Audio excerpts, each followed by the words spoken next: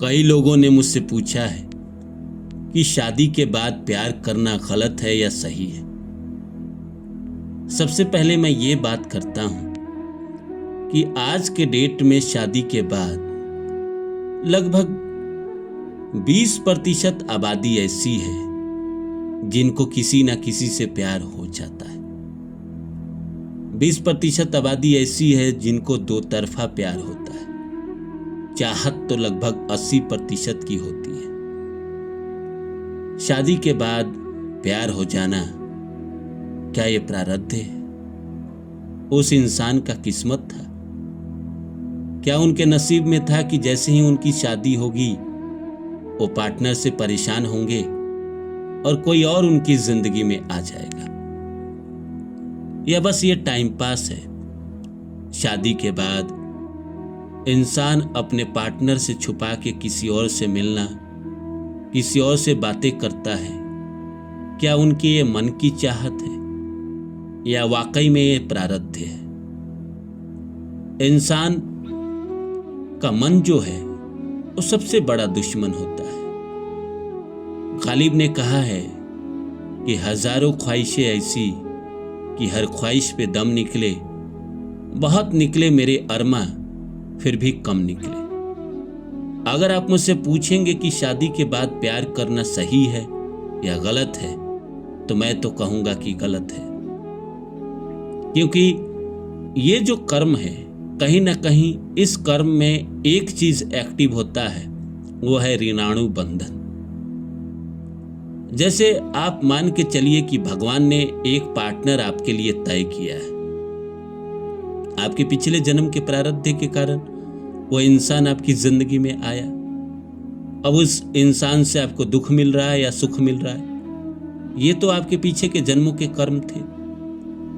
अगर आपको पार्टनर से सुख मिल रहा है तो भी आपके पीछे के जन्मों के कर्म थे, और अगर आपको पार्टनर से दुख मिल रहा है तो भी आपको ये पीछे के जन्मों के कर्म थे। अब इंसान के जीवन में जैसे उसकी शादी होती है और पार्टनर से दुख मिलता है तो इंसान का मन छटपटाता है। उसे लगता है कि मेरे जीवन में काश कोई ऐसा होता जो मुझे समझता, मेरी भावनाओं को समझता, मुझे प्यार करता, मुझे भी वो सारी फीलिंग देता जो एक पार्टनर अपने दूसरे पार्टनर को देते हैं। जब इंसान को एक इंसान से प्यार नहीं मिलता है तभी वो किसी और की तरफ जाने की कोशिश करता है। लेकिन शादी के बाद अगर आपका पार्टनर आपको भरपूर प्यार दे रहा है, माना कि लड़ाई होती है, रूठना मनाना होता है, ये सब तो कॉमन बात है, लेकिन ऐसी हालत हो गई है कि दोनों एक दूसरे का चेहरा देखना पसंद ना करते हैं, तो ऐसे हालात में फिर तीसरे इंसान का आ जाना कोई बहुत आश्चर्यचकित नहीं है। क्योंकि तीसरा इंसान चाहता तो है कि हाँ, कोई इंसान मेरी जिंदगी में आ जाए, और वो देखता नहीं है। और खासकर फीमेल के केस में लड़कियों को आसानी से कोई ना कोई मिल जाता है, और लड़कियों को जो लड़का मिलता है उसमें से 98% ऐसे लड़के होते हैं जो टाइम पास के लिए आते हैं। उनको कभी दिल से प्यार नहीं होता है। क्योंकि मैं खुद एक लड़का हूं और मैं जानता हूं कि 98% ऐसे लड़के होते हैं जो सिर्फ और सिर्फ टाइम पास के लिए शादीशुदा औरतों से बात करते हैं, या उनकी बात सुनते हैं, या उनके साथ फिजिकल रिलेशन बनाने की कोशिश करते हैं, या उनके साथ कोई भी तरह का रिश्ता रखते हैं। वो जानते हैं कि शादी वो नहीं करेंगे, इसीलिए वो आसानी से किसी से जुड़ जाते हैं। जहां बात शादी की आती है, वहां भी जो तीसरा इंसान है जो शादी के बाद आपकी जिंदगी में आया है, वहां भी दरार पैदा होने लगता है, और वो भी आपको छोड़ के चला जाता है, वो भी आपको धोखा दे देता है। क्योंकि आपके कर्म में, आपके किस्मत में, आपके प्रारब्ध में तीसरा कोई था ही नहीं।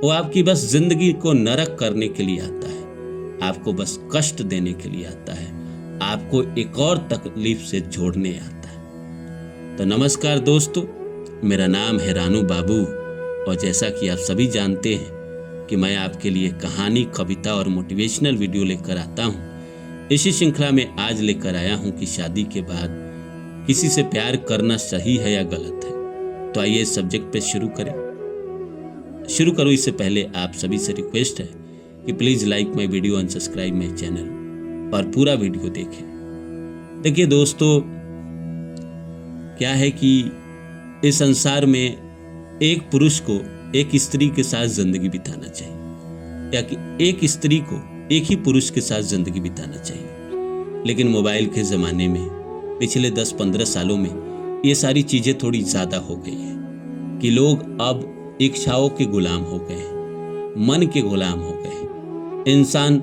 एक इंसान के पास जाता है, वहाँ सुकून ढूंढता है, वहाँ प्यार ढूंढता है, वहाँ प्यार नहीं मिलता है, वहाँ सुकून नहीं मिलता है, तो फिर किसी और के पास जाता है, वहाँ भी सुकून नहीं मिलता है, वहाँ भी प्यार नहीं मिलता है। अगर आपको पूर्व जन्म की सारी बातें याद आ जाए तो आप देखेंगे कि हजारों पुरुष आपके जिंदगी में आए कई जन्मों में और हजारों स्त्री आपकी जिंदगी में आए और आज तक आप किसी से तृप्त नहीं हो पाए।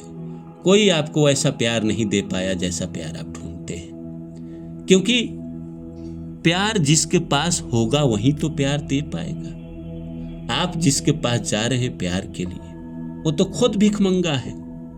वो आपको क्या प्यार देगा? वो भी तो प्यार ही मांग रहा है। जो आप मांग रहे हो वो भी वो मांग रहा है। तो उसके पास खुद प्यार नहीं है तो आपको प्यार कहाँ से देगा? और शादी के बाद किसी से बात करना, उसके साथ जाना, उसके साथ बिस्तर पे सो जाना प्यार नहीं है। प्यार तो आपको पहले देना पड़ता है जो आपके पास रहता नहीं है। क्योंकि एक इंसान, मैं सीधा कहूँगा, एक इंसान अगर किसी से शादी करता है, अगर वो अपने पार्टनर को प्यार नहीं दे पा रहा है तो तीसरे इंसान को प्यार कैसे दे पाएगा?